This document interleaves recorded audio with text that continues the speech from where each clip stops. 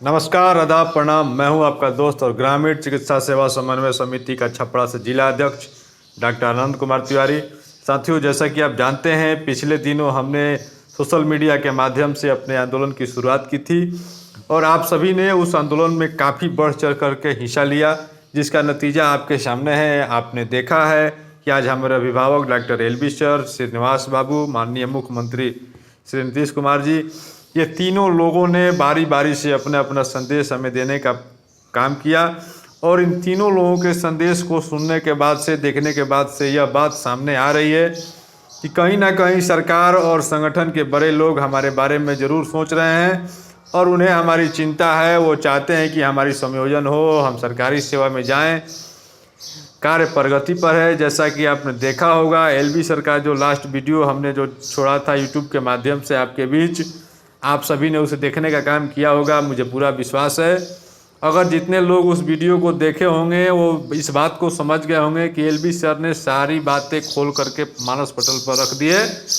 आगे आपकी क्या रणनीति सरकार बना रही है, कैसे होगा, इसके लिए जो है सो कि कागज़ की अभी प्रोग्रामिंग चल रही है और बहुत जल्द ही आपके सामने रिजल्ट होगा। जैसा कि एलबी सर ने बताया कि अगस्त के पहले आपकी ज्वाइनिंग हो जाएगी, यानी कि 31 अगस्त के पहले तक आपकी ज्वाइनिंग सरकार क्या हो जाएगी और आप सरकारी सेवा से जुड़ जाएंगे। इस आंदोलन की धारदार बनाने के लिए और अब हमारी बात को सरकार तक पहुंचाने के लिए मैं बिहार के तमाम ग्रामीण चिकित्सक साथियों के तरफ से, ग्रामीण चिकित्सा सेवा समन्वय समिति छपरा जिला कमेटी की तरफ से एलबी सर और श्रीनिवास बाबू को, माननीय मुख्यमंत्री जी को तहे दिल से धन्यवाद देता हूं और आशा करता हूं कि आने वाले समय में हमारे जितने भी साथी प्रशिक्षित हुए हैं या जो प्रशिक्षण ले रहे हैं, सरकार उन्हें अवश्य सेवा में बहाल करने का कार्य करेगी।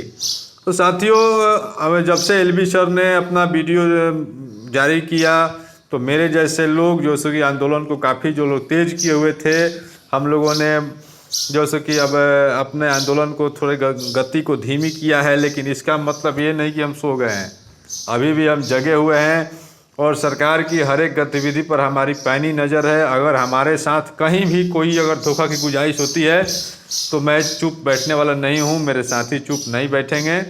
ये बात सरकार भी समझ रही है।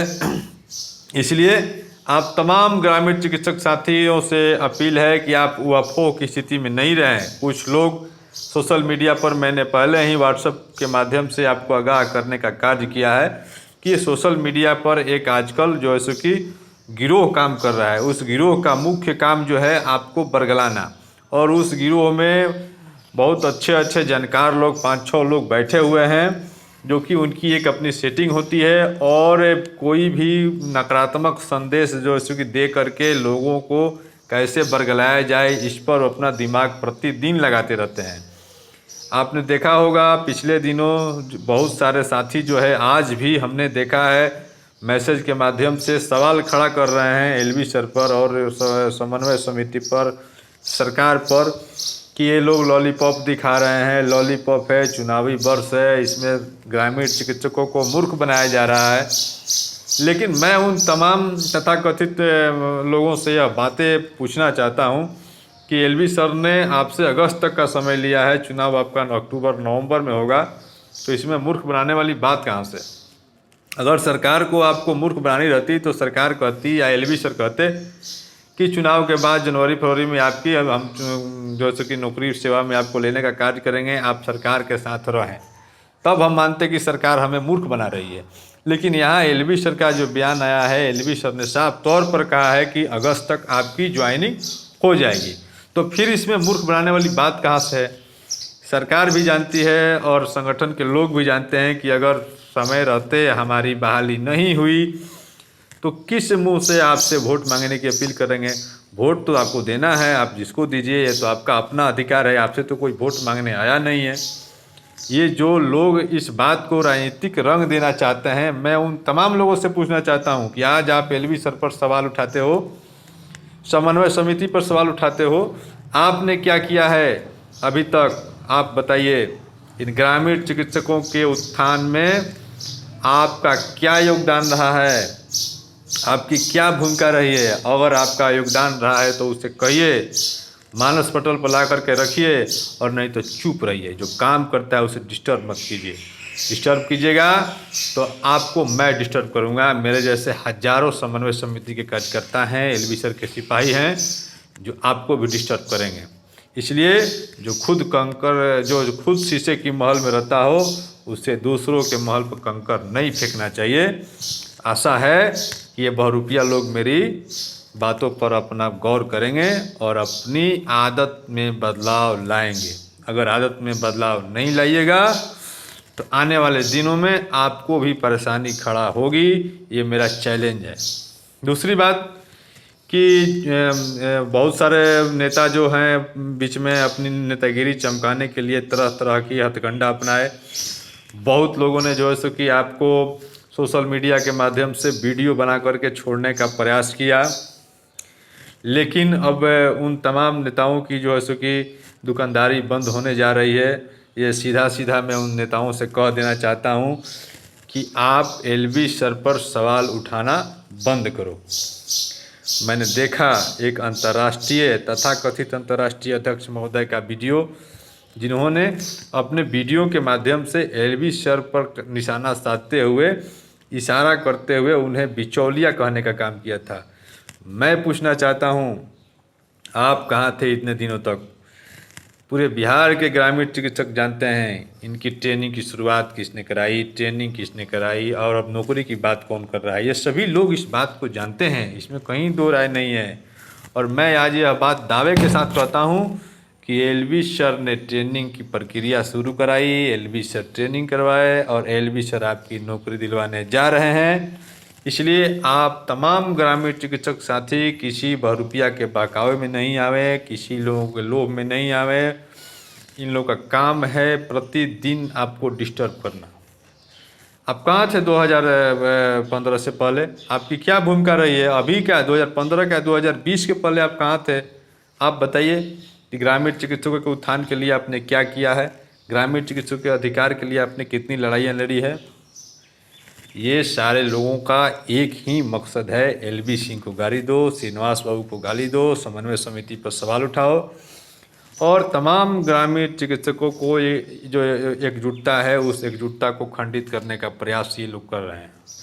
इसमें ज़्यादा लोग नहीं है, इसमें पूरे बिहार में 10 से 12 लोग हैं जिन्हें मैं चिन्हित करके रखा हूँ, और उनका प्रतिदिन 2 दिन 3 दिन पर यही काम है कि वो आप तमाम ग्रामीण चिकित्सकों को भरमाने की कोशिश करते हैं। खुद तो कुछ करते नहीं, और जो काम करने वाले लोग हैं उन्हें डिस्टर्ब करने का प्रयास करते हैं।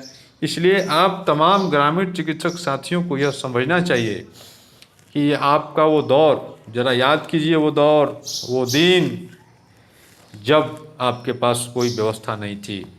आप जब प्रभारी चिकित्सा पदाधिकारी का दौरा आपके क्षेत्र में होता था तो आप लोग अपना बोर्ड और साइन बोर्ड और अपना पैड चुराते थे, क्लिनिक में ताला बंद करके भागते थे। समय बदला, परिस्थितियाँ बदली। आज वही ग्रामीण चिकित्सक जिन्हें पहले लोग झोला छाप के नाम से नवाजते थे, आज वही झोला छाप ग्रामीण चिकित्सक कहलाता है। सरकार हो या समाज, सभी लोग उसको प्रतिष्ठा की नज़रों से देखते हैं।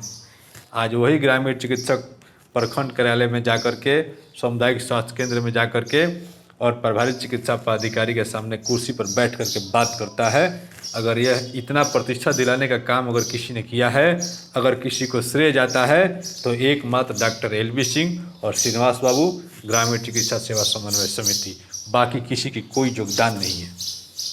दूसरी बात कि अभी भी देहात में जो लोग प्रैक्टिस करते हैं, जो लोग ट्रेनिंग नहीं किए हैं, थोड़ा उनकी हालात पूछिए, उनकी क्या हालत है, वो किस दौर से गुजरते हैं। थोड़ा सा मरीज का पोजीशन ख़राब होता है तो उनकी दिल की धड़कनें बढ़ जाती हैं। मैं देखता हूँ, मैं उस चीज़ को फेस करता हूँ, क्योंकि मैं जिला अध्यक्ष हूँ और मैं ऐसे सैकड़ों मामलों को देख चुका हूँ। कई एक मामलों में मैंने लोगों की सुलह कराने का प्रयास किया है सारण और सिवान के अंदर। इसलिए किसी ने आपको प्रतिष्ठा दिया, किसी ने आपको मान सम्मान दिया, तो उसको गाली मत दो। हाथ जोड़कर विनती है आपसे, अगर गाली दोगे तो उसके मेरे जैसे हजारों प्रशंसक इस बिहार में हैं और आपको भी गाली का सामना करना पड़ेगा। आपको राजनीति करना है, राजनीति कीजिए, ग्रामीण चिकित्सकों के हक के लिए आवाज़ उठाइए, आंदोलन कीजिए, सरकार से सवाल जवाब कीजिए, लेकिन किसी व्यक्ति विशेष पर अगर टिप्पणी कीजिएगा तो आपको परेशानी का सामना करना पड़ेगा। यह एक ग्रामीण चिकित्सा सेवा समन्वय समिति का जिला अध्यक्ष नहीं, LV सिंह का सिपाही बोल रहा है।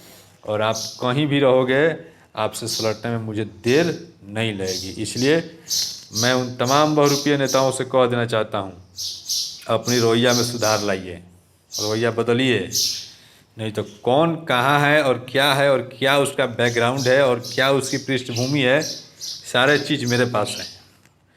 तो अगर ओछी हरकत कीजिएगा तो उसका जवाब वैसे ही दूंगा।